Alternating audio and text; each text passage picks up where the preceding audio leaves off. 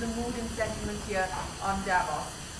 If you walked down the promenade here in Davos, one thing is visibly clear, and that is the dominance of India. 6 Indian states being represented here, and they're all charming investors, willing investors to put in more money into their respective states and, of course, in India. The mood in the Indian contingent, which, by the way, is one of the largest delegations here at Davos, is also relatively buoyant and relatively more optimistic in comparison to their global counterparts. Things in India at this point in time look less tumultuous than they do in the rest of the world. To talk about the road ahead, to talk about the outlook for 2022, and more importantly, what the future holds in terms of foreign direct investments, export opportunities, we are joined by Team India here. Thank you very much to my guests for joining me on the CNBC TV 18 special conversation. KT Rama Rao, let me start by asking you, as I pointed out, you've taken over the promenade. India has clearly taken over the promenade. Have you taken over mind space and mind share as well?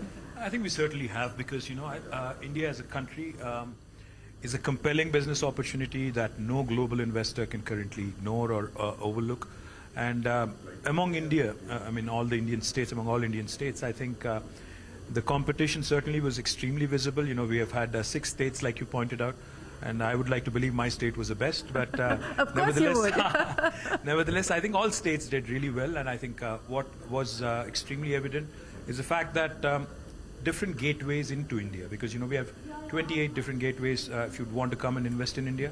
Each of us was basically presenting and trying to get into the mind space of the investor, trying to ensure that, you know, we create the larger, of course, we all operate under the larger rubric of India, so therefore, very, very compelling business case and extremely good positive response. You know, you said that it's a compelling case. And given what's happening with the global volatility and the global uncertainty at this point in time, as I said, India in a position of relative strength today in comparison to what we are seeing. Has that been a big factor, the geopolitical alignment as well as the global uncertainty, in the conversations that you're having with investors? Absolutely. In fact, I won't name names, but... Please do. and numbers. A lot of the people we spoke to were commenting on the fact that, you know, a great alternative possibly to China, especially after the geopolitical equation between the US, the China, the West and China, is India. So therefore, lots of interest, lots of excitement, and most importantly, I think the fact that India offers a bevy of opportunities in variety of sectors. I mean, we are the life sciences capital of the world, we are the pharmacy of the world, our technology prowess is well known, the information technology prowess is well known. We are a dominant player even in the financial services and insurance sector. So many, many opportunities have been discussed. In fact, my state bagged a few. We're very excited about it. Stadler, a European rail company, is investing in my state. I mean, there's plenty of other things that we're kicked about.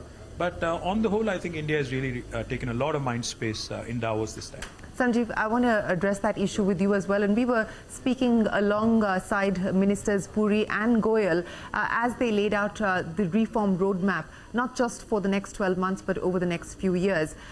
In the conversations that you've had with your global counterparts, and to KTR's point about China +1, which is not a new theme, but perhaps a theme that is being accelerated in today's context, where do you see FDI coming in? Manufacturing is the big focus area that the government is trying to push, courtesy the PLI schemes and so on and so forth. But are we finally at that inflection point when it comes to FDI in manufacturing?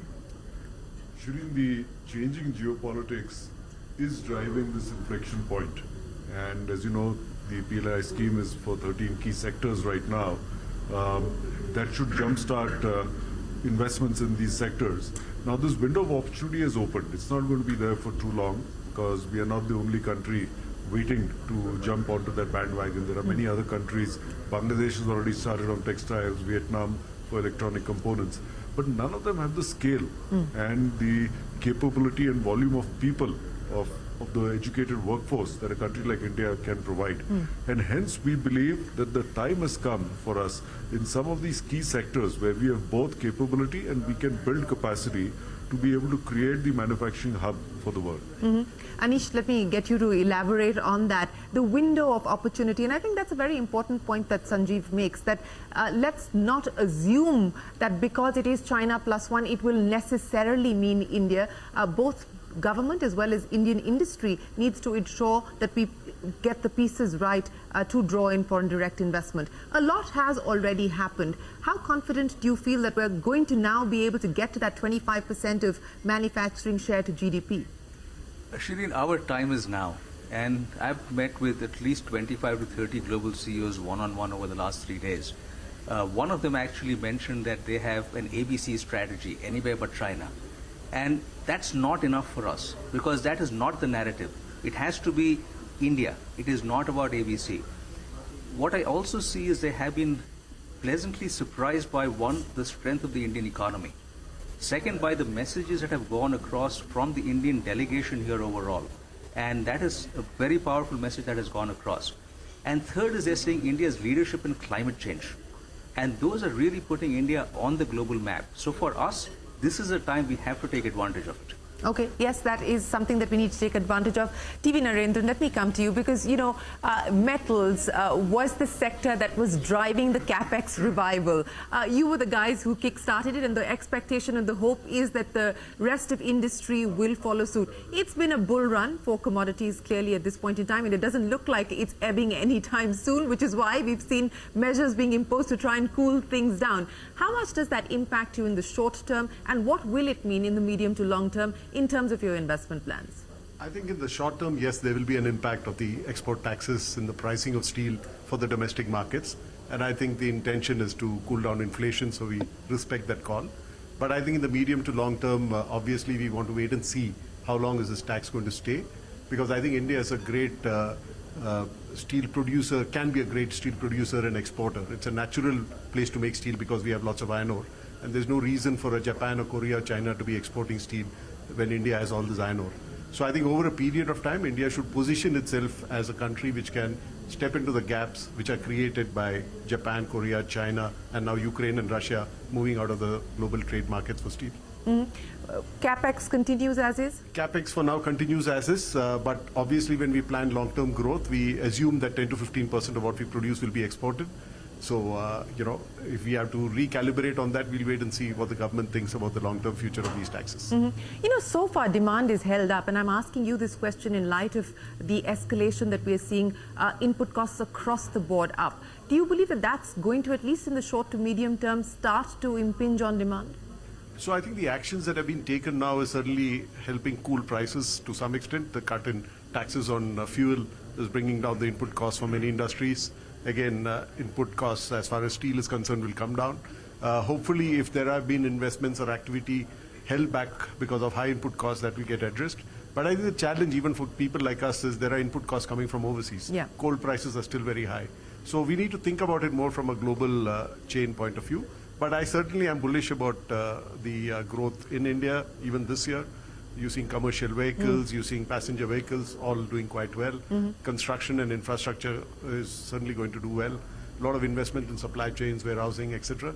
So I think overall I'm quite positive. Well, Jayadev Galla, let me ask you, you know, I was having a conversation with the folks at McKinsey this morning, and their hypothesis of the India growth story is the two-track economy. They believe that manufacturing is poised to take off and finally will be able to achieve the targets that we've aspirationally wanted to get to. And of course, on the IT side and the new technology side, that will be the other big driver as far as growth is concerned. On balance, how confident do you feel about where things currently are, and more importantly, where we hope to get on the back of both these growth engines? On IT and... manufacturing, IT, the two tracks. So I think, as the whole panel seems to resonate on this point, is that it's time for India. It's India's time right now. I think in Davos it's even more acutely visible because, like, you know, with the lockdowns in China, China is not present here. So our presence has been magnified that much more this time than it usually is anyway. But in all the panels that I've been attending and the speakers I've been listening to, I think the narrative is pretty clear that there's going to be a new world order, and we need to figure out what our position is going to be in that world order. But signs are very positive, and I'm sure we're going to come out in that new world order in a much better position than we were in the past. I think the non-aligned position that India has taken historically was a very insightful of our leaders to take that position, and that's proving to be very useful for us now to be able to navigate our way through this. It's not going to be a unipolar world. It's not going to be a bipolar world. It's going to be a multipolar world, and India is going to be one of those strong poles. Shobana, in this multipolar world, to Jayadev Galla's point that India enjoys an advantage, not just because of how geopolitics is likely to reshape the world order, but also on account of things that, we are good at and the capabilities that we can deliver on. What do you believe will be the drivers going forward? And this is a point, Shereen, I'm glad you brought up, because nobody used the S word here. Services. So I would double down services, services, services. India's always been good at that. We need to create more jobs. And I think in this whole world, the new world order will also be about, while people are trying to nearshore some of their, things that have supply chain constraints, they will still find great shortages in terms of workforce to be able to do that. And I think India has an opportunity there. Let me give you an example of healthcare. If we can remove the choke points, if the government can really talk about and go full on to say that remove the barriers for Indians to be able to work across the globe, Indian healthcare workers. So there are countries now who are saying, why don't you add German or Spanish or Japanese to, and English of course, improve it to the nurses curriculum. Huge shortage with this. It's an opportunity, if we have a great international curriculum, we have the people that can be trained, lots of women that can get jobs. So I think services across, I'm seeing that, they're bringing all the huge amounts, of Amazon just told me they have 100,000 people, most of them in Hyderabad, and this is only going to grow. People are going to start employing in India, and Indians have the opportunity to work globally. So I do think that that's going to be a huge GDP driver of the next, of the next decade. We'll probably lead there. And you're absolutely right. We never should discount the impact that services can have on growth, and to a large extent, services have been driving growth for India. Anisha, in terms of untapped potential and untapped areas of opportunity, we just heard one from Shobana there. What else would you like to put down on the list in terms of focus areas? I think we have to expand services, so I fully agree with Shobana on that. But manufacturing is one area where we've got huge potential. And with the ability to create better infrastructure in India, with the ability of the labor and the productivity have in India, it really should become the manufacturing hub. So that's what I would really focus on in the next few years, to be able to attract top quality manufacturing to India. Okay, KT, let me come to you now. To address some of the choke points, especially with the aspiration of developing more manufacturing prowess, as well as focusing on the services side, what, for instance, are you doing at the state level? The central government has decided to take forward new labor codes and so on and so forth. They haven't been operationalized yet. But a lot of this happens at the state level. So let me use Telangana as an example of being able to address some of the choke points that constrain and hold back growth and development of industry. Well, let me firstly tell you, our focus has been on the 3 I's: innovation, infrastructure, and inclusive growth. In terms of infrastructure, Shereen, I think the focus has to be on scale. Because, India can't be competing with a country like China or the US if we do not think on scale. Scale will bring the economies of scale. And therefore, in Telangana, what we've done is we're on the verge of launching the world's largest pharma cluster in about 19,000 acres, because Hyderabad is a life sciences hub. We are home to India's largest medtech park in about 300 plus acres. We are also home to India's largest textile park in about 1250 acres. So we've already done these, they're operationalized. But what's more exciting for us is now Government of India's focus on PLIs in a variety of sectors. As Sanjiv pointed out, in textiles, for instance, we are languishing behind Bangladesh, which is sad, because this is a sector that can really provide large-scale employment, especially in rural areas, and even food processing, for that matter. A state like Telangana, which has really done very, very well on agricultural produce. Now we started focusing on food processing. We are creating, we're calling them TSFPZ, the Telangana State Food Processing Zones, on scale again. Each of these with more than 500 plus acres, in about 10 different districts. So what this is going to do really is, focus on manufacturing to begin with. And of course, it will also create a ripple of opportunities for the entire ecosystem. Medical devices, we import nearly 80% of our med devices. We need to correct that.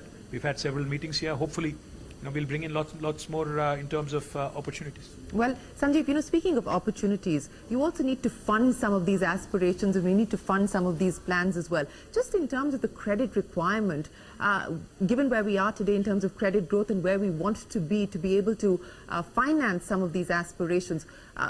I've been asking him Why haven't you given him one? I have to evaluate his credit score first. So, on the banking and the NBFC side, to be able to push the kind of growth that we aspire for, what more needs to be done? First, if we have to grow as an economy at 9-10%, financial services needs to grow roughly 2.5-3 times that. So we are talking of 25-30% growth rates over there. One, we have to ensure that we can enable the middle class, the low middle class. That's where domestic consumption in large volumes will come from. This requires inclusive financial services, which means how do we use the combination of JAM that the Indian government has worked on with the private sector, but by getting better and better understanding on data and closer to the customer. Hence, through a combination of digital and physical media, we need many more banks, many more NBFCs to get closer to the customers. Rural banking no longer can be seen as some kind of a punishment to banking. We have to find profitable models to be able to access those customers. Next, when you look at typically MSME customers would look for short to medium term loans. Banks are the best places to offer those loans. But when we look at funding our long term infrastructure, bank funding is not the ideal source. You have to go to either to the corporate market or to the insurance and the pension market. As insurance today, this industry has grown with the private sector for the last 20 years, but 50% of insurance funds have to stay invested in government securities, another 25% in corporate bonds. So effectively, you're taking money away from where it should be used. Insurance is long-term money, it should go into long-term users, and that's where we've represented to the regulator as well, and hopefully we'll see some relaxation on it. Finally, what we're talking about is the aspirations of large Indian companies to go international. Where are the large banks that can fund those acquisitions or those new investments? Banks aren't allowed to fund acquisitions currently. Other than State Bank, there is no other large bank that can take care of the ambitions of India Inc. And no country in the world has grown without a strong domestic financial services system. So we need to start thinking about setting the stage in each of these areas. One quick point to add to what Sanjiv said. Today in India, in a lot of infrastructure projects, we have the Canadian pensioners' money being used. Where is the Indian pensioners' money being used? I think this is the time for Indian government. If you really want that double-digit growth where financial services has to grow at 3 times, as Sanjiv said, we have to make some bold moves. We have to come out with some bold reforms. Unless we leverage our strengths. What are the bold reforms that you want to see? Absolutely. I would want to see the EPF, the ESI, and all other government PSUs to start investing in markets, to start because if you look at my state, for instance, and if I want to fund my infrastructure projects, I'm handicapped by the fact that I can only borrow from certain agencies. Even FRBM possibly needs to be relooked at, because if the growth has to come, the investments have to come into infrastructure, and we cannot have DEA, kind of block and tell me that only JICA and ADB and IMF are allowed. We need more and more agencies and more and more capital coming in. But the FRBM is about fiscal discipline, not so much about who you can raise money from. No, there are two aspects to this. FRBM, of course, is about fiscal discipline, but what we have to remember is the debt GDP ratio of a state like Telangana is 25%. The debt GSDP, debt GDP ratio of India is 65. Debt GDP of US is about 108. Debt GDP of Japan is 200. Would you then say they are not fiscally prudent? My point is, if you really want to fund infrastructure... But they're very different economies. I mean, if we had done what the Fed decided to do through the course of the pandemic, we would have been downgraded. See, if you are a growing economy and if you want to grow fast, I think there's no substitute for the infrastructure creation. And if you do not have the capital to do that, how are you going to pull off this 10 trillion dream or the 15 trillion dream? In 1987, India and China both were for $70 billion. Now today, China is 16 trillion, we are still 3 trillion. I think that kind of tells you a story. Sad one at that.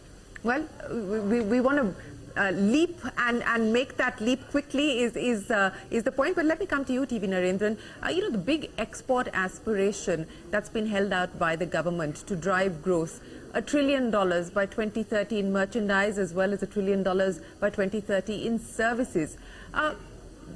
Do we have enough by way of competitiveness? Because, there'll be FTAs and trade agreements and so on and so forth. But at the end of the day, Indian industry needs to be competitive to get a larger share of the global market. Where do we currently stand on that front? I think we stand pretty well when you look at competitiveness within the factory gates, right?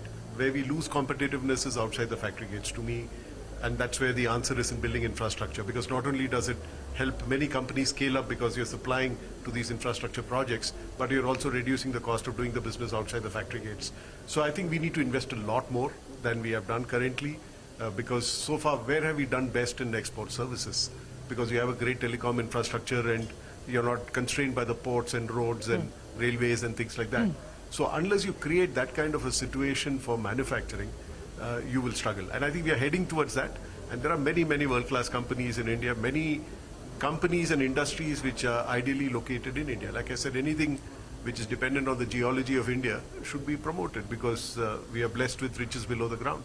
So Yes. we need to translate that into riches above the ground. And I think that's where manufacturing comes in. And I think we are heading there. Where,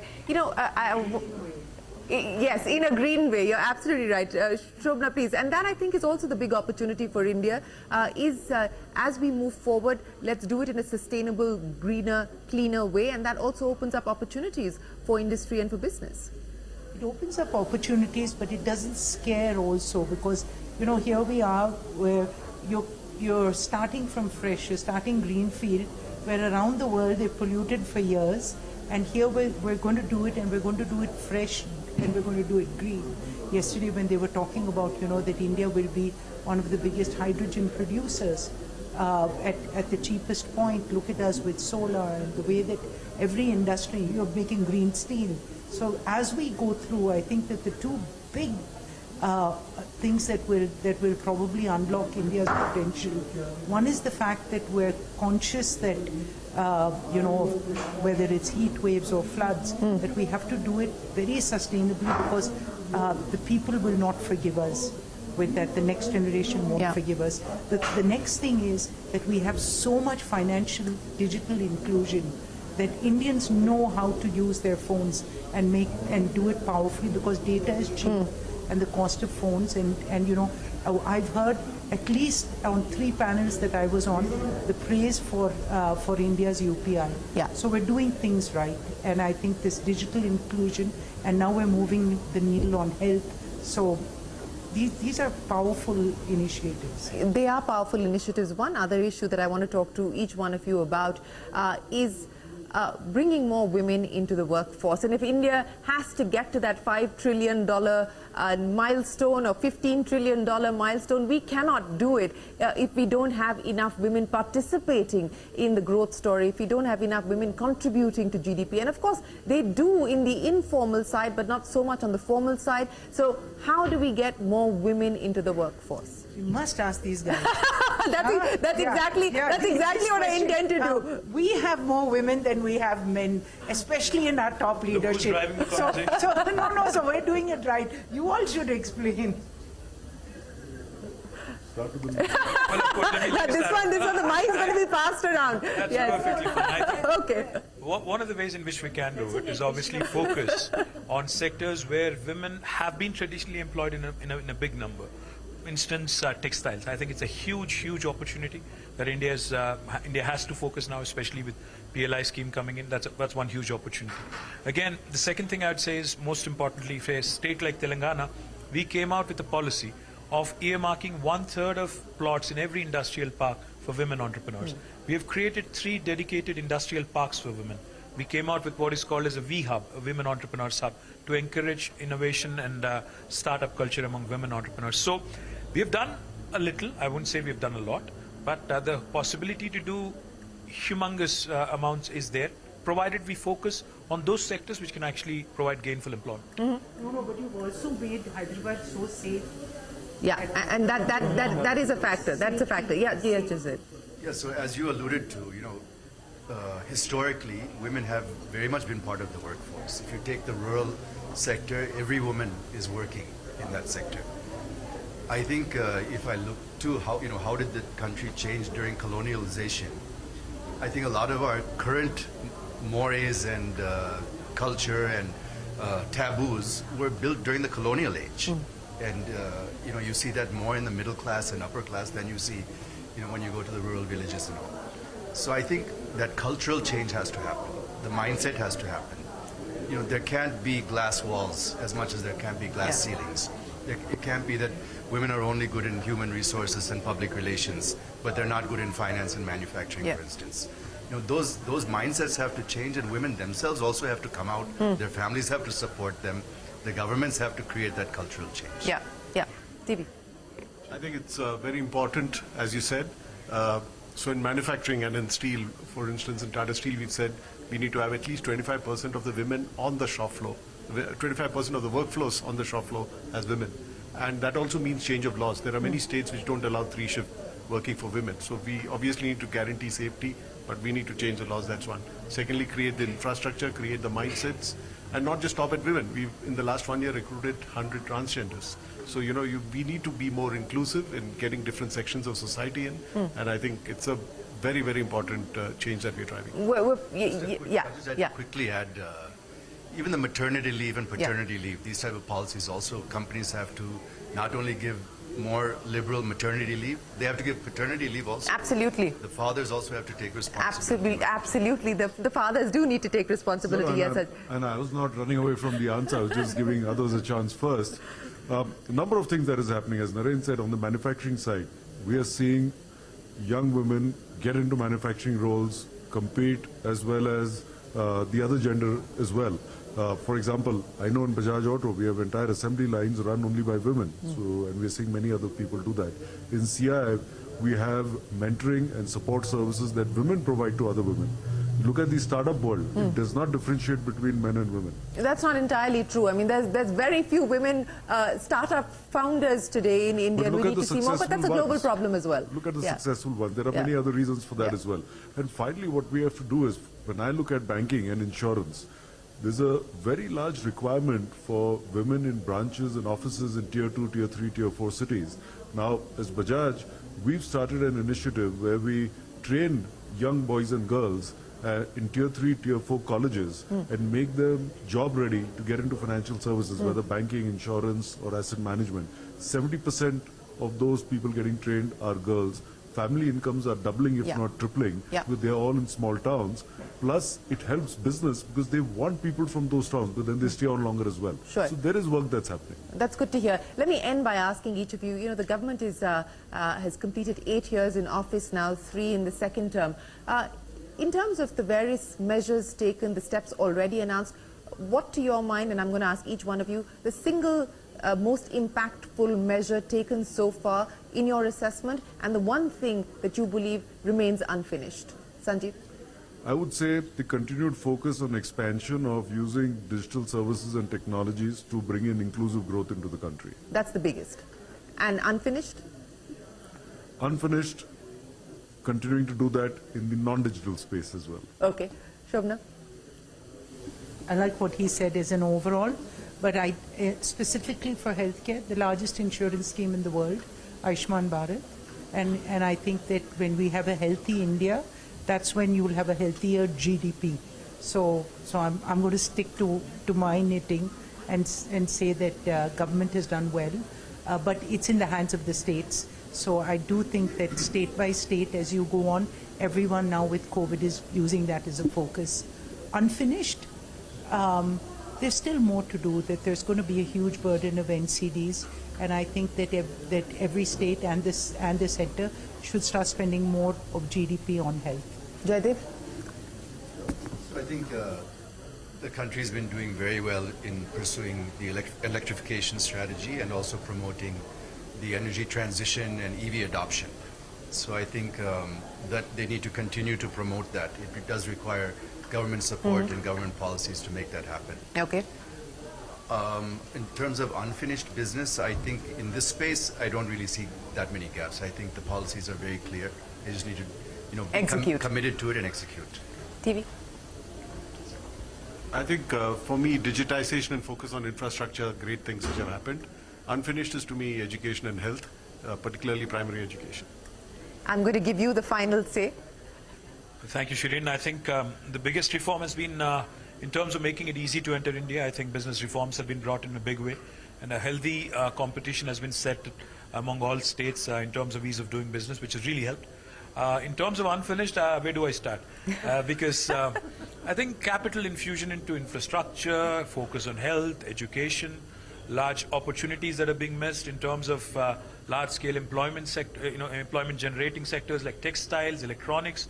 These are all humongous opportunities. We cannot be not leveraging our economy to create infrastructure, because unless we create large-scale industrial parks, we're not going to achieve economies of scale. Unless you support and encourage states which are performing, you're not going to be able to deliver. So unless you think of India truly as a cooperative federal republic, we're not going to be able to achieve that dream of ours of seeing India in the first world nations. Well, I think the mood clearly at this point in time is one of confidence, but also the opportunity, as we've been pointing out through the course of this conversation, the opportunity presents itself. The time is now. All stakeholders, the government, industry, the social sector, all stakeholders must come together, act together, execute, and that's where we often see the gaps. Execute to ensure that we capitalize on the opportunities that we are presented with. Many thanks to my guests for joining me here in Davos for this conversation. The CII, CNBC TV 18 Davos Dialogue.